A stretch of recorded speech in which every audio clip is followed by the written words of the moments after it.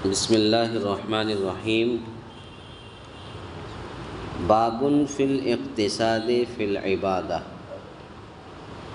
قال اللہ تعالی طه ما انزلنا علیک القرآن لتشقى، وقال تعالی یرید اللہ بکم اليسر ولا یرید بکم العسر۔ وعن عائشة رضی اللہ عنہا ان النبی صلی اللہ علیہ وسلم دخل عليها وعندها امرأة قال من هذه؟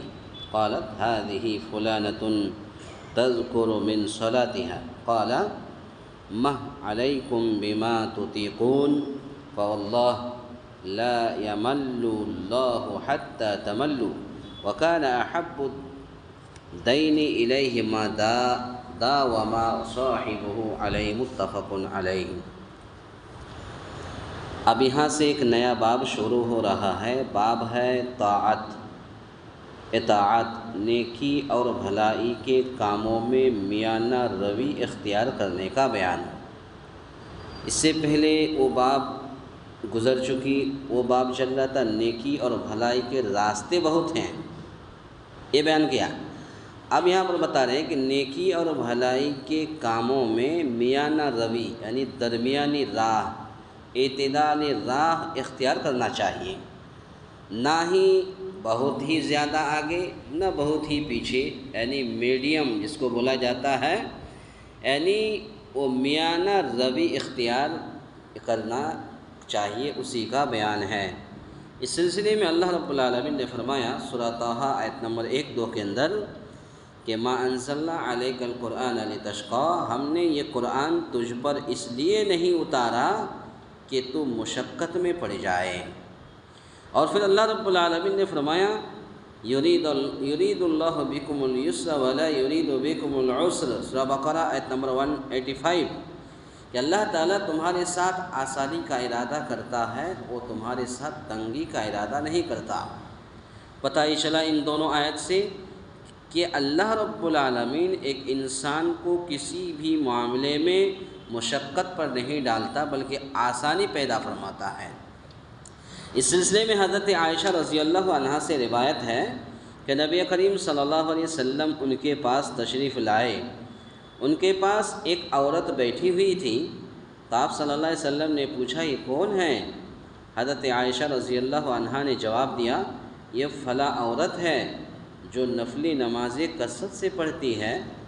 آپ نے فرمایا ٹھہرو، تم اسی چیز کو لازم پکڑو جس کی تم طاقت رکھو، اللہ کی قسم اللہ نہیں اکتاتا یہاں تک کہ تم خود اکتا جاؤ، یعنی تم زیادہ عبادت کرنے کی صورت میں اکتا سکتے ہو لیکن اللہ تعالیٰ اجر دینے میں نہیں اکتاتا، اور اللہ تعالیٰ کو سب سے زیادہ محبوب عبادت و اطاعت وہ ہے جس پر اس کو اختیار کرنے والا ہمیشگی کرے۔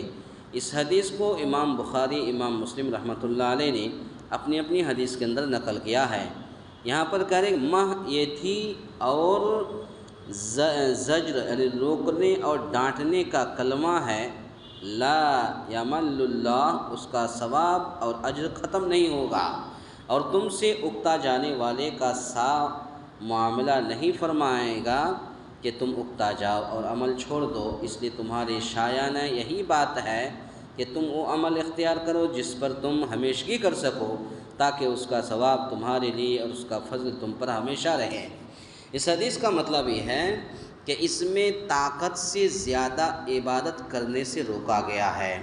ایک انسان جتنا ہو سکے عبادت کرے، یعنی وہ اپنی طاقت سے زیادہ عبادت نہ کرے۔ اب کچھ لوگ ہیں وہ کہتے ہیں، لوگوں کے سامنے ظاہر کرتے ہیں، دیکھیے جب آپ کوئی بھی آپ نماز پڑھتے ہیں اللہ کو راضی کرنے کے لیے تو لوگوں کو بتانے کی ضرورت نہیں ہے، اللہ خود بخود آپ کی عبادت کو ظاہر کر دے گا۔ اب ایک انسان ہے 5 وقت کی نماز پڑھتا ہے، اب اس کے ساتھ ساتھ اگر 1-2 مہینہ سے تہجد کی نماز بھی پڑھنے لگتا ہے تو ان لوگوں کے سامنے بیان کرتا ہے کہ میں تہجد کی نماز پڑھا ہوں جس کی وجہ سے نیند آتی ہے، تو اس کے بعد یہ ہوتا ہے کہ بعد میں اس کی تہجد کی نماز بھی چھوٹ جاتی ہے، فرض نماز بھی چھوٹ جاتی ہے، تو گویا کہ آپ اپنی طاقت سے زیادہ کیوں آپ عبادت کرتے ہیں؟ تو طاقت سے زیادہ عبادت اللہ تعالیٰ کے پاس قابل قبول نہیں ہے۔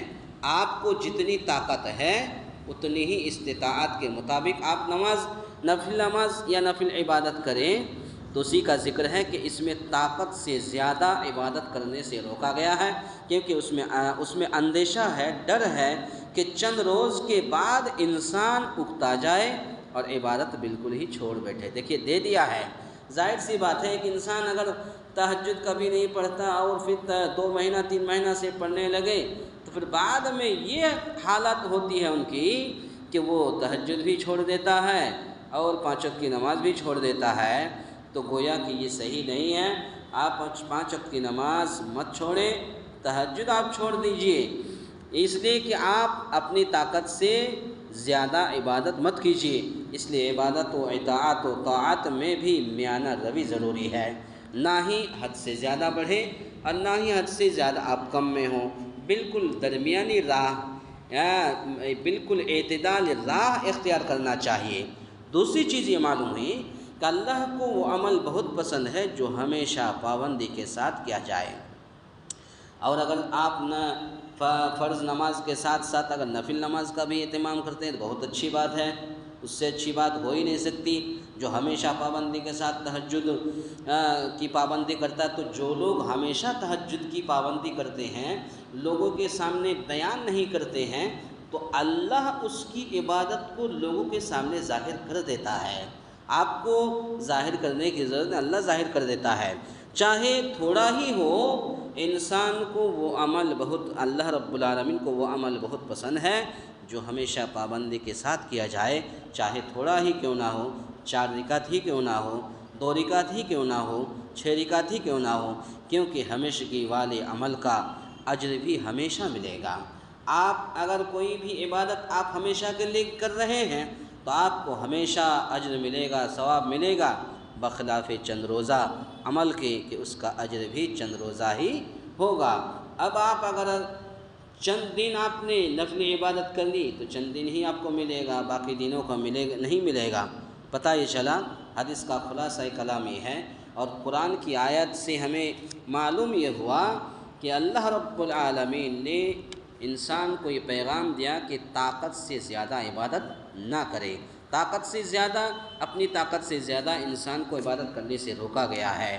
جیسا کہ اللہ رب العالمین نے فرمایا، اللہ تمہارے ساتھ آسانی کا ارادہ کرتا ہے، وہ تمہارے ساتھ تنگی کا ارادہ نہیں کرتا۔ اللہ تعالیٰ سے دعا ہے، یا الہ العالمین ہم تمام مسلمانوں کو کہنے سننے سے زیادہ نیک عمل کرنے کی توفیق عطا فرمائے۔